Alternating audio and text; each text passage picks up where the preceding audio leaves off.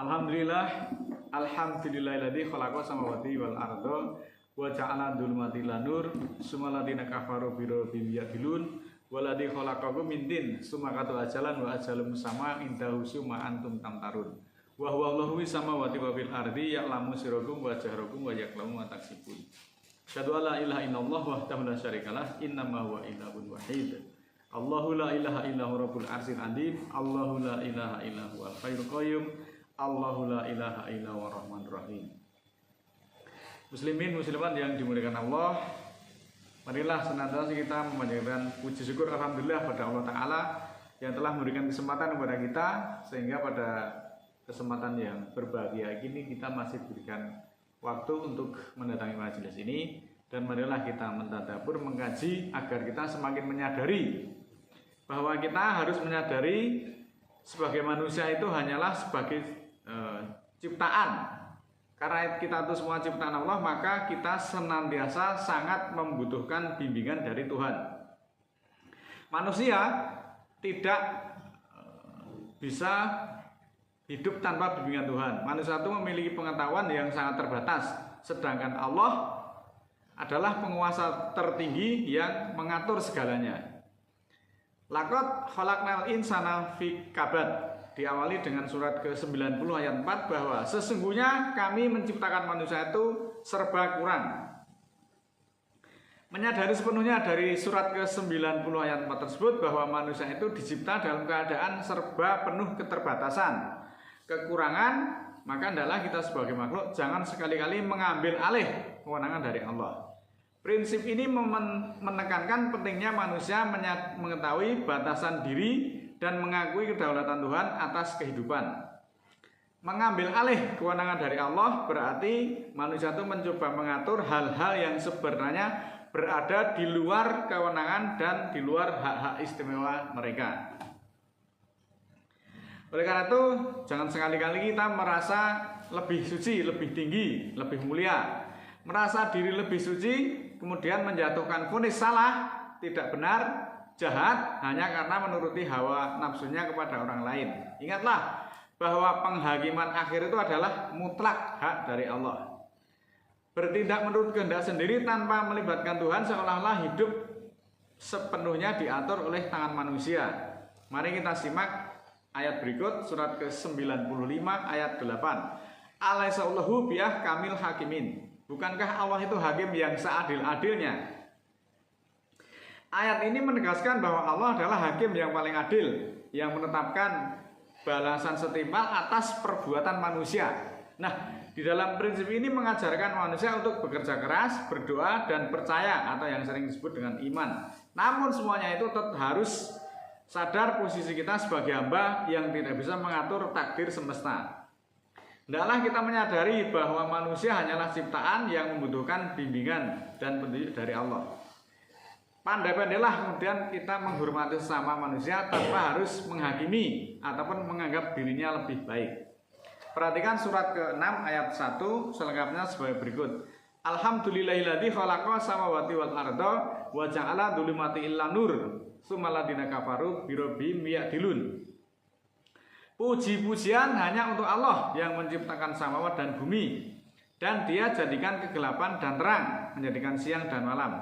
Kemudian orang-orang kafir menentukan hukum kepada Tuhan mereka. Nah saudaraku, ayat ini Allah memulai dengan menegaskan dirinya sebagai satu-satunya pencipta samawat dan bumi. Ini adalah bukti kekuasaan Allah yang tidak bisa ditandingi oleh siapapun, termasuk manusia. Ayat ini menekankan tauhid, menolak kemusyrikan dari kaum kafir, dan menegaskan kekuasaan Allah yang mutlak. Namun disayangkan manusia seringkali menyimpang di hadapan Allah itu dengan menentukan hukum menurut kehendaknya sendiri. Banyak manusia yang tampil mengambil alih sosok ketuhanan yang ada pada dirinya. Mestinya kita lebih introspeksi diri daripada menjadi pengkritik bagi hidup orang lain. Marilah kita mengurangi kebiasaan membicarakan ataupun mencari-cari kesalahan orang lain. Berhentilah mengisi rapot merah orang lain. Melalui pelajaran ayat-ayat tersebut yang mengajak kita untuk berhenti menyoroti menilai dan menghakimi atau memperbesar kesalahan dan kekurangan orang lain. Kebiasaan menilai keburukan orang lain atas kebencian adalah perilaku yang kurang elok.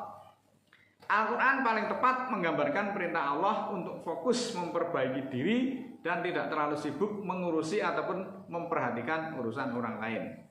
Hal ini ditegaskan di dalam surat kelima ayat 105. Ya ayyuhalladzina amanu alaikum anfusakum la yandurukum man dola idah tadaitum ilallahi marji'ukum jami'an fayunabbiukum bima kuntum ta'malun. Wahai orang-orang beriman, jagalah dirimu. Tidaklah orang yang sesat itu akan memberi mudarat kepadamu apabila kamu mendapat petunjuk. Hanya kepada Allah kamu kembali semuanya, maka Allah akan menerangkan kepadamu apa-apa yang telah kamu kerjakan. Saudaraku, bahwa ayat ini memerintahkan kepada orang-orang yang beriman itu untuk fokus pada perbaikan dirinya sendiri, kemudian meningkatkan ketakwaan dan memperbaiki perilakunya.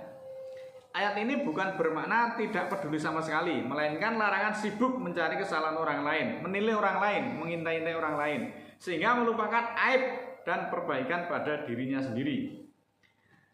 Surat ke-59 ayat 18, Ya ayyuhalladzina amanu taqullaha wal tandur nafsun ma qaddamat lighadih wa taqullaha innallaha khabirum bima ta'malun. Wahai orang-orang beriman, takwalah kepada Allah dan hendaklah diri memperhatikan apa yang dilakukan untuk akhirat. Dan takwalah kepada Allah, sesungguhnya Allah akan mengabarkan apa-apa yang kamu kerjakan. Ayat ini ditujukan kepada orang beriman yang menegaskan bahwa hendaklah kita berhenti memperhatikan orang lain, tetapi perhatikan dirimu. Berhentilah memperhatikan orang lain dan mulai fokus pada diri sendiri adalah salah satu langkah yang terbaik untuk menjaga kesehatan mental dan meningkatkan kualitas hidup semuanya.